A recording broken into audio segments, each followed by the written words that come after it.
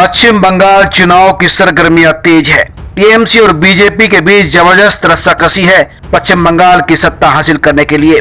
प्रशांत किशोर की आईपैक ने पश्चिम बंगाल में जून 2019 से ही काम करना शुरू कर दिया था। ममता बनर्जी को बंगाल की सत्ता दिलाने के लिए आईपैक की जो टीम काम कर रही है, उसमें ऑक्सफोर्ड, कैम्ब्रिज से लेकर आईआईटी और आईआईएम तक में पढ़े यंगस्टर्स शामिल है। अधिकतर की उम्र 25 से लेकर 35 साल के बीच है। टीम मेंबर्स की औसत उम्र 25 साल है। ये सभी चुनाव रणनीतिकार प्रशांत किशोर की टीम का हिस्सा है।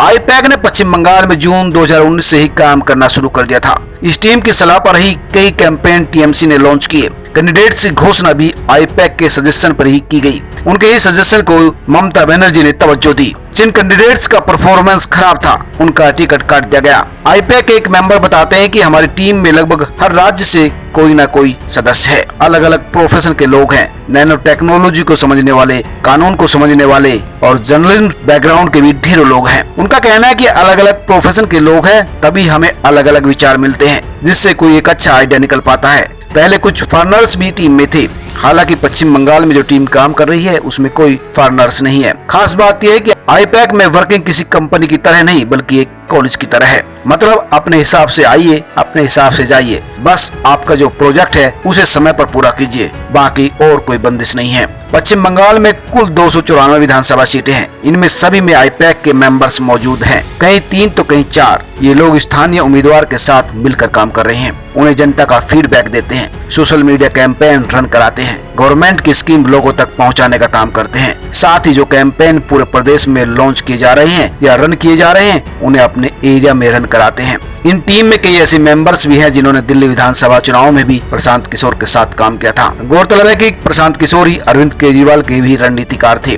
टीम के एक मेंबर का कहना है कि हमारे और राजनीतिक दलों में मुख्य अंतर ये है कि हमारा कोई निहित स्वार्थ नहीं है। हम फीडबैक फैक्ट के आधार पर कैंडिडेट को सही गलत बताते हैं, जबकि जो नेता पार्टी में होते हैं उनका कोई न कोई स्वार्थ होता है, इसलिए वो पार्टी को अपने हिसाब से फीडबैक देते हैं। बंगाल में आईपैक के 700 से ज्यादा मेंबर्स काम कर रहे हैं, कुछ ऑफिस वर्क में तो कुछ फील्ड वर्क में।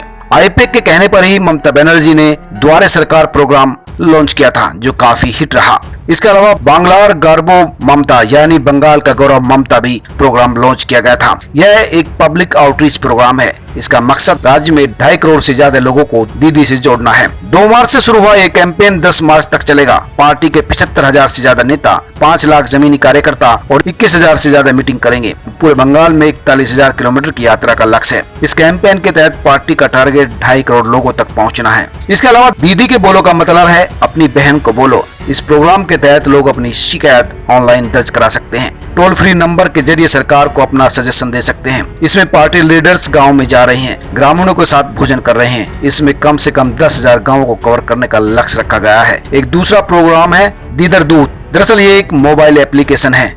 20 दिन में ही इसे 5 लाख बार डाउनलोड किया गया है। यह भी दीदी से कनेक्ट होने का एक प्लेटफॉर्म है। इसमें सीएम की स्पीच, न्यूज, इंफोग्राफिक्स शेयर किए जाते हैं। उनके सभी इवेंट्स, एक्टिविटीज यहाँ पर देखी जा सकती हैं। साथ ही द्वारे सरकार प्रोग्राम का मकसद लोगों के घरों तक पहुंचकर उनकी समस्याएं हल करना है और सरकारी स्कीम तक उनकी पहुंच बढ़ाना है। खास तौर पर इसमें 11 स्कीम रखी गई है, जैसे स्वास्थ्य साथी, कन्याश्री। पंचायत स्तर पर लोगों के स्वास्थ्य कार्ड बनाए गए, जाति प्रमाण पत्र जारी किए गए। लोगों की तमाम परेशानी उनके द्वार पर जाकर खत्म करना सरकार का इस प्रोग्राम के जरिए मकसद है। इसे काफी सक्सेसफुल प्रोग्राम माना जा रहा है।